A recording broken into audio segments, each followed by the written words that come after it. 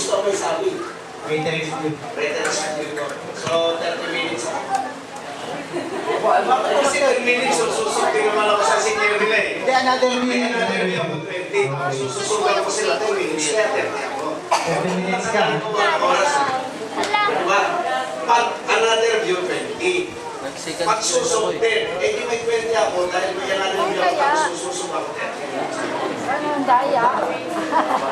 Pakibuksan. Sige, John 20. John 20. Mabilis lang. Hindi ba magsusunod ba?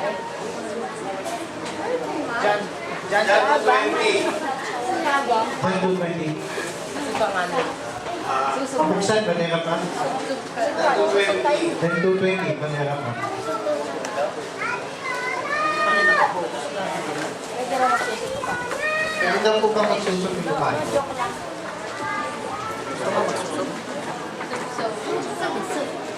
Okay, sige.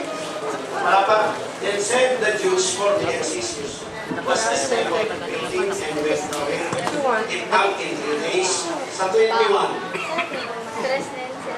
Yan yung pinabanggit kanina ng templo na ginawa sa panahon ni Zerubbabel at sa kani, Ezra. Yung panahon na yan na ginawa, yan yung second temple na ni-repair.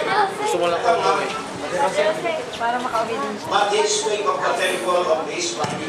So hindi na pala gagawin dahil ang binabanggit, iibayin yung templong yan, ang kapalit yung body na niya. Yun, that's view. So wala nang third temple.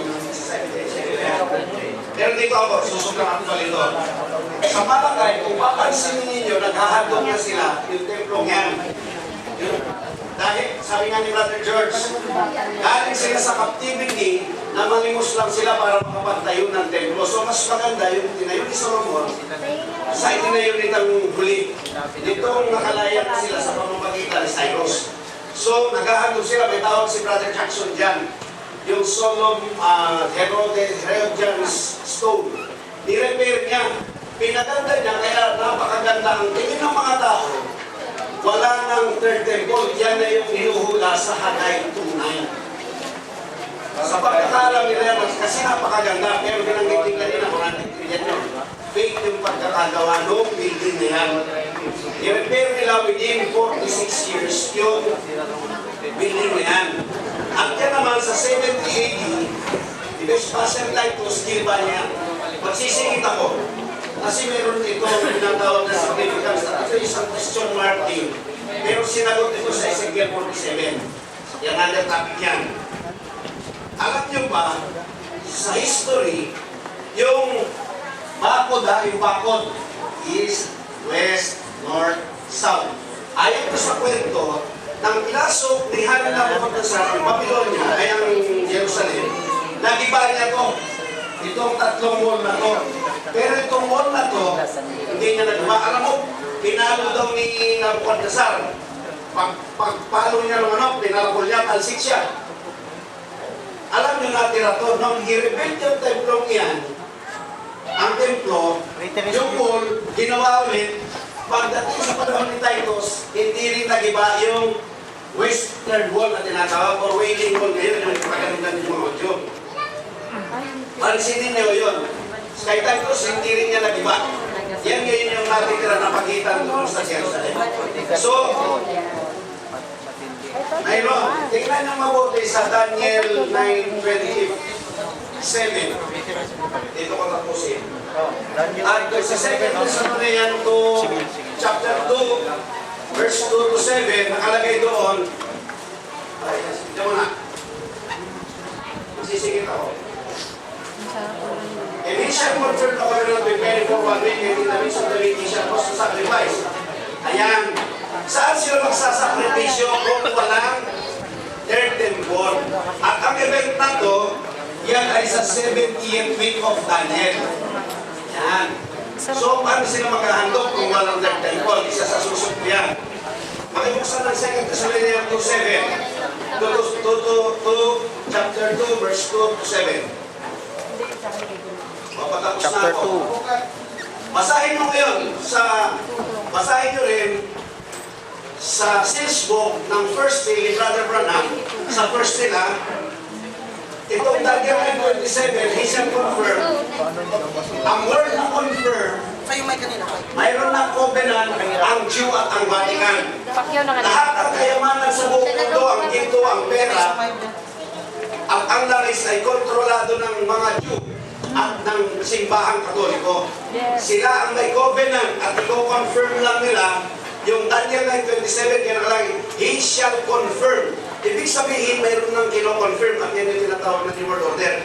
Itatayo nila ang third temple. Sir, pakilinaw ko na lang ito, Brother Francis, kasi ang understanding ko regarding kay Jackson, mauuna muna ang templong maitayo at because of the lavishness of this third temple, kaya magagalit ang Russia and with his 5 allies will attack Israel. Pero binanggit ni Brother George, so dalawang sort of thoughts yan.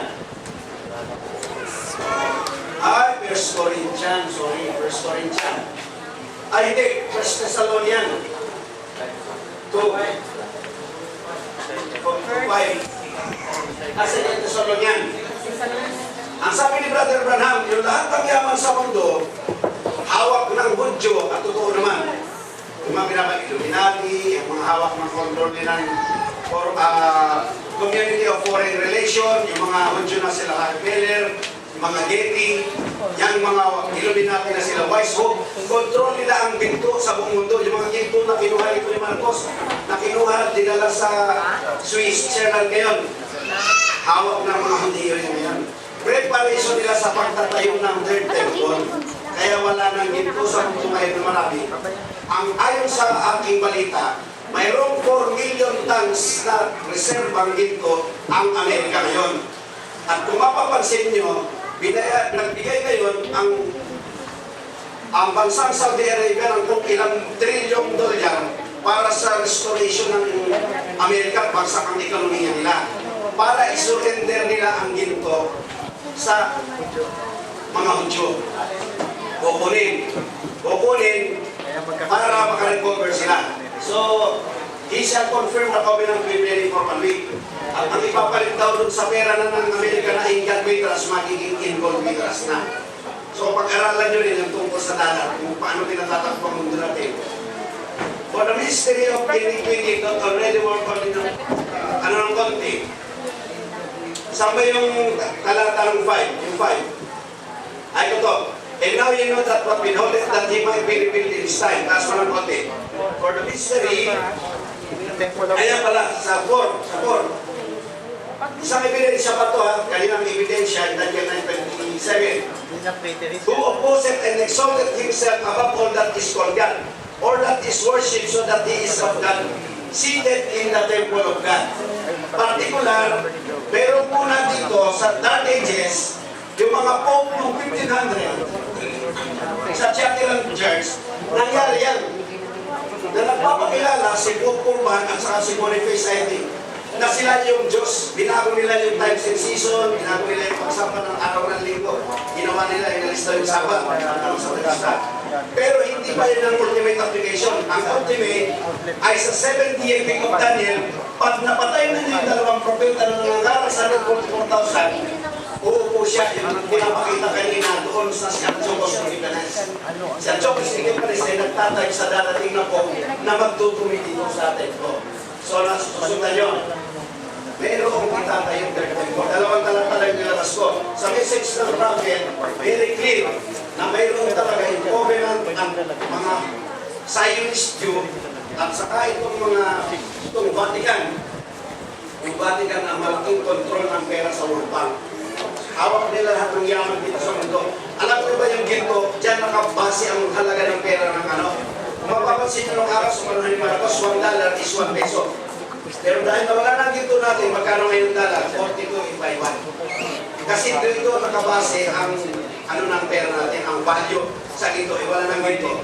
Ang Israel, tingnan nyo, walang value ang pera nila. Kasi hindi naman babalyo ang pera nila dahil kanilang ginto. Kunin nyo yung pan, manghingi kayo ng kopya ng IOU, yung Federal Reserve, manghingi kayo ng video nyo, kung paano pinatatak ang pera sa mundo. kung paano kinukuha ng mga Hudyo dito sa mundo. Meron ako niyang ano.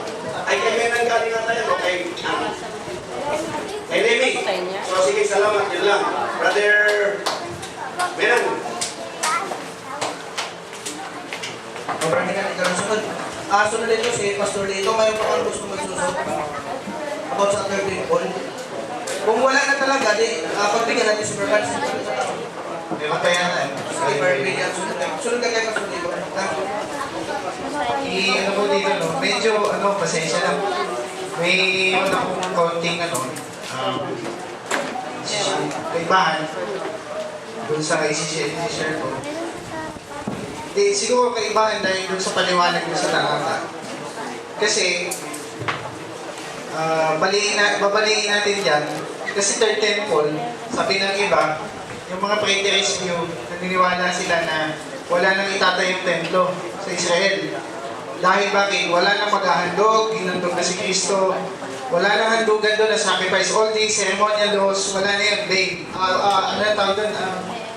Na-abolish na lahat. Kasi si Kristo dumating na. Even He is the temple, in John chapter 2, binanggit kanina. Pero, konting wrap lang doon sa sa mga templo. Unang templo, sino ang nagtayo? Si Solomon. Ang pangalan niya, Solomon's Temple. Yung second,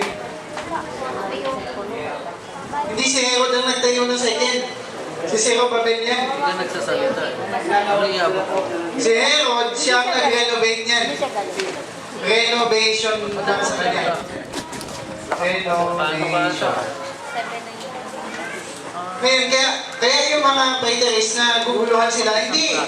Akala nila, yung Herod's temple, yun na yung third temple. 14? Akala nila yun na yun. Tapos na kasi 78 na sira na. Tapos na. Pero, yung binanggit ni Brother RJ kanina, alam nyo ba, habang itinatayo ni Zerubbabel yan, is battle yan. Correct ko ng konti. During that time, habang nagtatayo sila ng temple, nakikipaglabanan yung kabilang kamay. Hindi sila relax nung time na yun. Kung babasahin yung Ezra chapter 1, chapter 2, yung Hagay, hindi Hagay, no, yung ano ba yung sunod sa Ezra? Ezra, yung book sa Bible, Nehemiah. Basahin nyo sa book of Nehemiah. Mayroong ayaw itayo ang templo. May mga tao umiiyak doon kasi tinatayo ang templo. Alam nyo kung bakit? Temple signifies war and famine. Why? Kasi during that time, nung binigyan ng decree, under Darius decree pa yan, nalimutan yung decree. Pinahalungkat ulit. There was many times, ilang beses, pwede niyong search yun. Binuklat yung decree ng hari na kailangan itayo ang templo na request ni Nehemiah as governor ng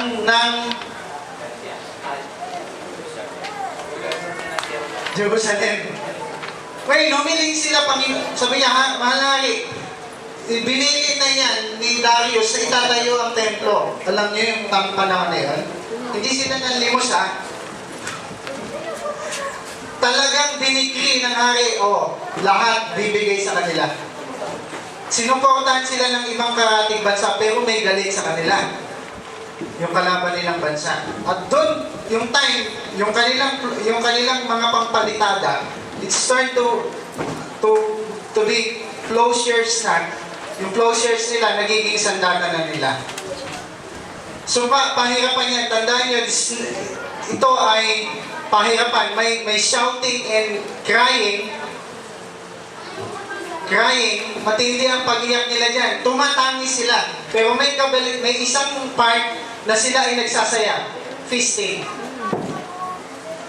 Which is signify sa huling panahon natin, mayroong mangyayari ganyan, mga kapatid. Kahit sa atin, nagtatayo tayo ng templo. We're the temple of God. Even habang ito ay tinatayo natin as perfect temple of dwelling place of God, napakahirap nito. Amen po. Yung third, ito na, dito na ako mag-isa-isa ng mga patunay.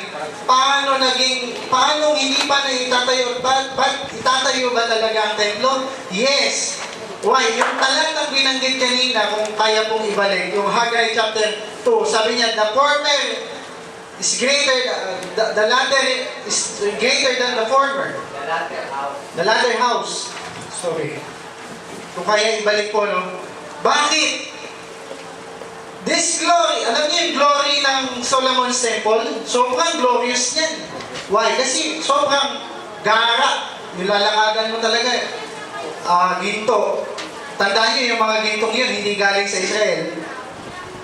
Yun ay galing dun sa Queen of Sheba na asawa niya, na sabi, the Queen of Sheba came from dun sa Zimbabwe.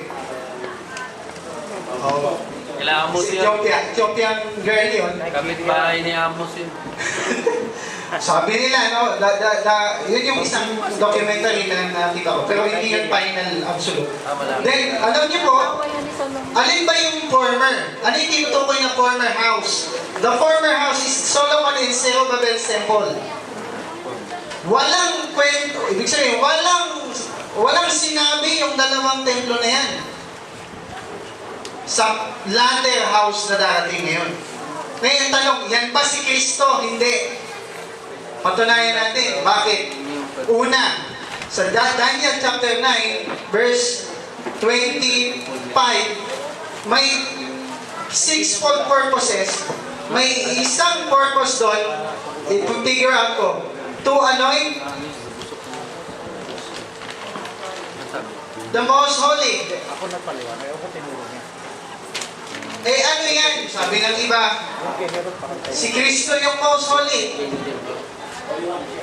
No, hindi mo pwede maganda kung kaya pang oras kasi mahaba po yan. Detalyihan time yan. Hindi si Kristo yung the most holy. Diba? Only God is the Holy One. The Holy One of Israel. The Lord of Hosts.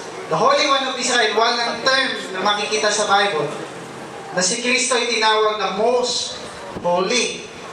Which is ito yung Holy of Holies. Ang tanong, kung ito ay nangyari na sa panahon ni Kristo, dapat tapos na. Yung linggo ni Daniel, sabi ng iba, sabi ng mga sabitis, tapos na nga. Kung tapos na ang sixfold purpose, di dapat wala nang kasalanan, di na kayo nagkakasala. The third coming na kayo. Level 3, level 4 na kayo. Ano ba yung isa pang patunay? Second, ito nga po, no? Ito, tingnan niyo po. Sabi ng iba, ito daw ay nangyari 70 AD. Ito ay nangyari nung panahon ni Pablo. I beg to disagree. Bakit? Pwede po bang itaas? O sa ibaba? 5, 4 and 5 muna.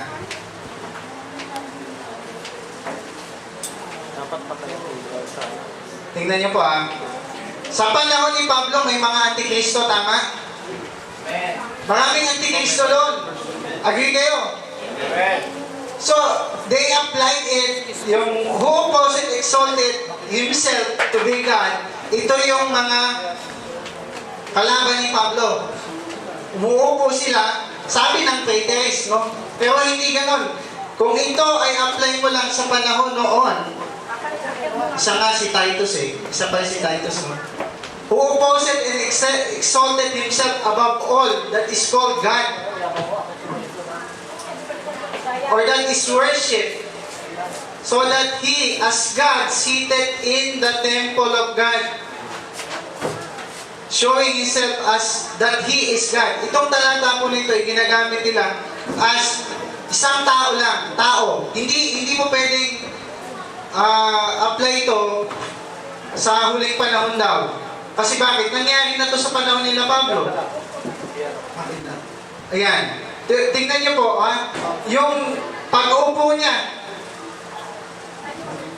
sa templo ng Diyos. Tanong, 70 AD, mayroon bang umupo sa templo ng Diyos? Sinira nga 70 AD, ayaw pa ni Titus sirain talaga yon. Kung babasahin Daniel 9:26, Hindi sa kanyang sarili. Ayaw niya. Ayaw niya talagang sirain dapat. Pero dahil sa tao, people of the prince, yun na may gusto na sirain yung 70 AD invasion noon. Kaya nung time na yun, kaya yung sabi ni Mother Jerry po kanina, yung western wall ang natira. Alam niyo kung bakit? Sobrang laki nun. Hindi kaya. Yes. Ito pa po, isa pa. Revelation chapter 11. Lagay ko dito yung mga ebidensya ko. Na may third temple. Ito, I will give power unto my two witnesses, and they shall baptize 1,203 square days, cloth in sackcloth. Sa ano po? Yung 1 po, 1 and 2. Ito po, may sinusukat. Kung ito ay literal, kung ito ay spiritual, bakit ganyan? Tingnan natin. Ang sagot sa akin, pwede mo ba sukat? Sino yung taga-sukat dyan? Ano yung panukat? There shall given me a reed. Alam niyo yung reed? Tambo. Alam niyo yung reed? Like unto a rod, and angel stood. Angel ang nagsusukat daw. Oo nga no, sabi ko. Saying, rise and measure the temple of God. Yung spiritual, yung angel, sinusukat yung templo ng Diyos. Pwede sagutin ni Brother Francis to. Nagko-conflict sa mind ko, pero isang patunay ko lang. Pero stable naman sa akin. Yung angel, ano to? Sino yung angel? Sinong anghel ang magsusukat doon sa templo ng Diyos? Ngayon, mamaya ko na sagutin yan. Pwede nyo itanong mamaya. The temple of God, may nag-worship doon. Patunay na literal yan. But the court, ito, patunay na literal, may altar. May altar. Anong silbi ng altar? May court. May court which is without the temple sa labas, may court. Sabi doon, live out and measure if not. Pabayaan daw yung labas. For it is given unto the Gentiles and the holy city. What is the holy city? It is Jerusalem. The holy city. Shall they tread underfoot 40 and 2 months. Kung makikita mo dito, yung kwento dyan, naghahandog yung dalawang propeta. Ito naman, kung walang templo, saan sila maghahandog? Diba? Alam niyo po, yung prophecy na Jose sa Haggai chapter 2, yung latter house, sobrang gara niya. Alam niyo kung bakit magkakagulong mo doon? Di ba epicenter yung Israel? Siya yung center of the earth. Alam niyo kung bakit magkakagulo yung mundo? Naglalaway sila. Ang gagawin ng Papa sa Roma, uupo doon. Pagkaupo niya, exalt niya yung sarili niya, ako yung Diyos. Iniwanan niya yung 10 horns. Kaya nagalit yung Europe. Linuray yung kanyang katawan. Kinain talaga, pinatay talaga siya. Bakit? Ang ginawa niya, iniwanan niya sa ere. Yung Vatican, the mother of harlot, ang balak niya, unahan yung EU. Matagal ko nang alam to, Padre Joel Madera pa. Ito ay aking memorize na unawa pa yung pa. Year 2002 ay ibang pa doon. Sabi niya, ito yung naiintindihan ko na sharing nila ni Brother Francis. Iniwanan ng Vatican, alam niyo kung bakit niluray yung babae ng... di ba may nakasakay doon sa hayop? Nasusundan niyo mga kapatid? Yung hayop, iba yung sa babaeng nakasakay. Di ba? Yung nakasakay na yun yung uupo doon sa templo ng Diyos na magpapakilala siya ng Diyos. Ano mangyayari doon sa Europe? Ay galit na galit yun. Kala namin, kasama ka namin pala. Susulunin mo. Ito ay extrapolation, sinasabi ko. Exalt niya. Magagalit yung EU. Kaya siya ay papatayin. The papacy, Vatican, mawawalan siya ng power. At yung mamamayagpag yung 10 horns. Ngayon, ang tanong, topic natin, third temple. Balik tayo dito. Patunay, ang Revelation 11 ay tunay na may templo niya kasi walang court, hindi pwedeng walang court, altar, measurement, what mini-measure. Kung makikita nyo dyan, nagsahandog sila. Ito pa, Holy City. Sino yan? Spiritual yung may Holy City. Ano yun? New Jerusalem. Yung bride. Wala nga yung bride. Sa langit na. So yun lang po, ang ano ko lang. Yung tatlong, ano ko, evidence na may templo na tayo. May kanilo. Praise the Lord. Palakpakan muna natin ang Diyos sa buhay. Baka, ay sarap mo naman matulog sa ganitong oras. Saglit kayo. Ay. Baka mga, nagtilig na yung kakatabi natin ka.